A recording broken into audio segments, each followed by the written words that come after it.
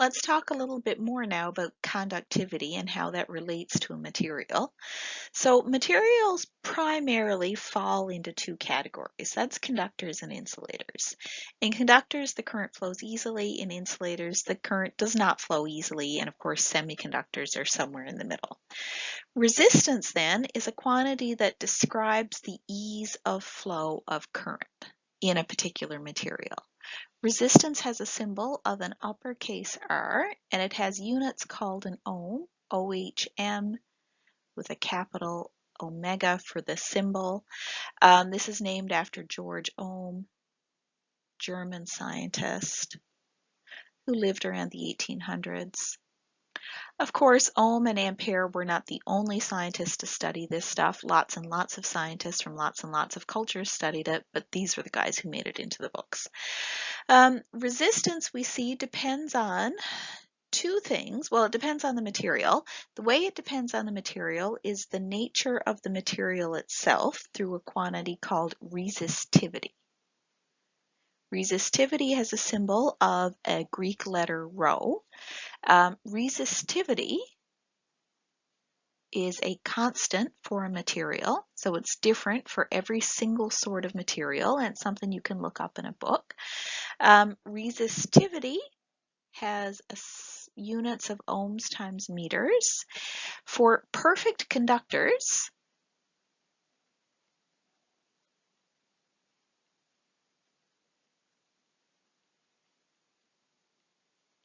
the resistivity is 0, and for perfect insulators, it's infinite.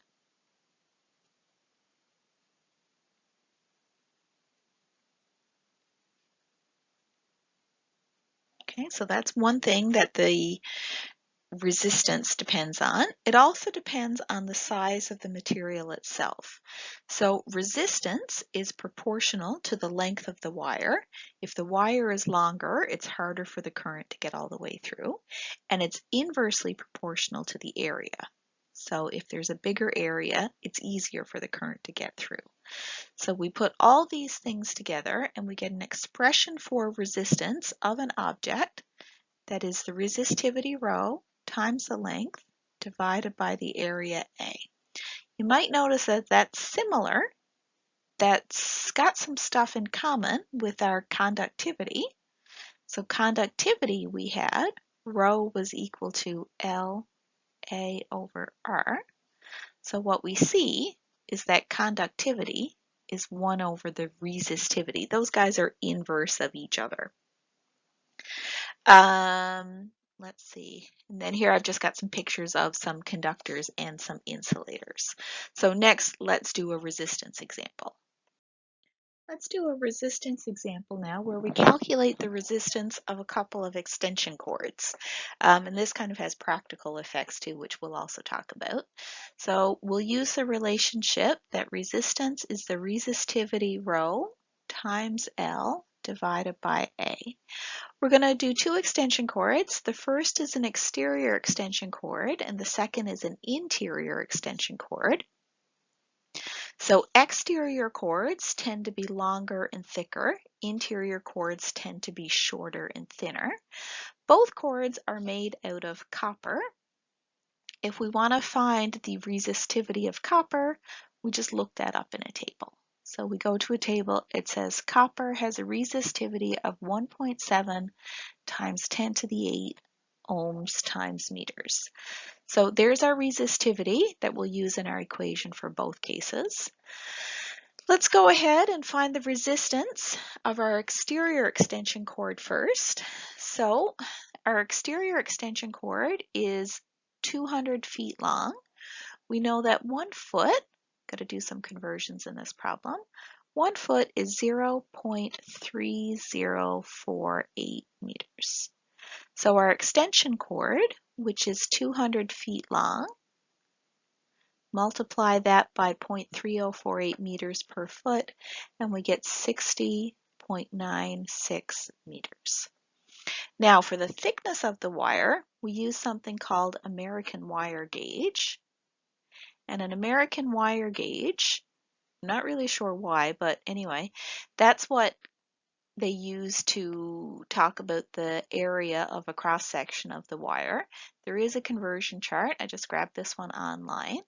So our exterior extension cord has an American wire gauge of 12, which tells us that the area of that wire is 3.3088 millimeters squared. So when we do our resistance measurement, our resistance calculation, we have to put everything in SI units. So the area of our wire is 3.3088. That's millimeters squared. To get to meters squared, we have to divide by 1,000 twice. So that gives us times 10 to the minus 6 meters squared. Then we calculate the resistance of our exterior cord as rho times L over A. Put in our numbers, and we get 0.313 ohms. So that's the resistance of an exterior extension cord. What about an interior extension cord? Well, that one is 15 feet long. Multiply that by the conversion factor to get 4.57 meters.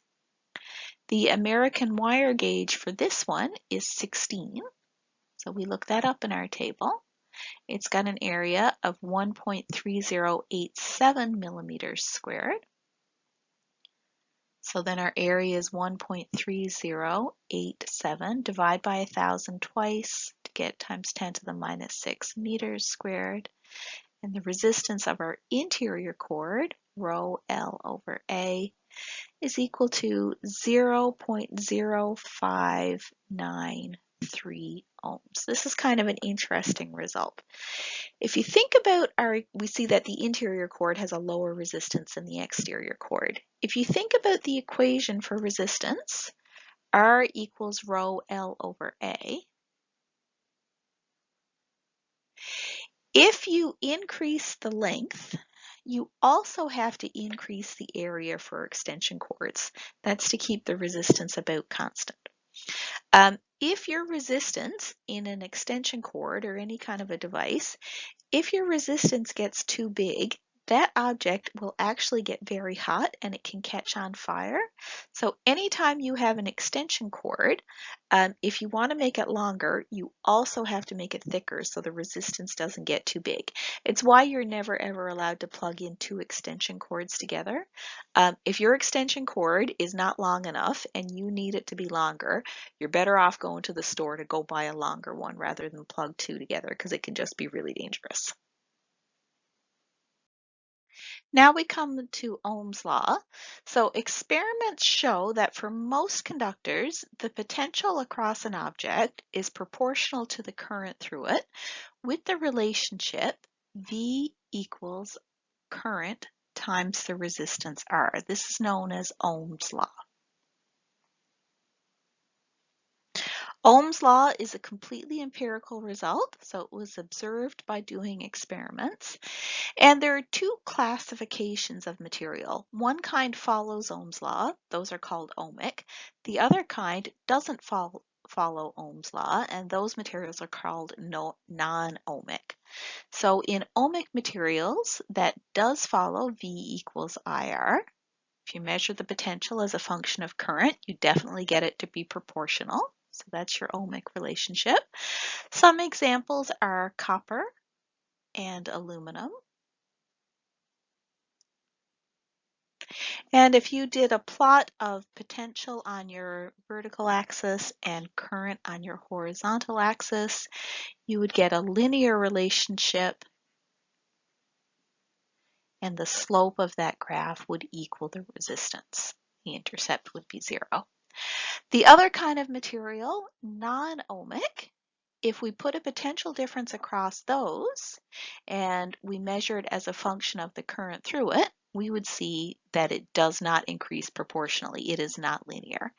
Examples of non-ohmic materials could be diodes and also the tungsten filaments in light bulbs. Well, those are a bit harder to find these days. If you can get your hands on some diodes to do this experiment, it's really kind of nifty. It comes up as a curve. So kind of like this. And eventually you often do get into a linear portion. So kind of lots to explore there. It's pretty interesting stuff. If you're looking for some extra practice, if you're feeling a bit rusty on this stuff, here are a few from the end of the chapter in the night textbook. All of the answers are at the end of the book. If you have any troubles, of course, please reach out.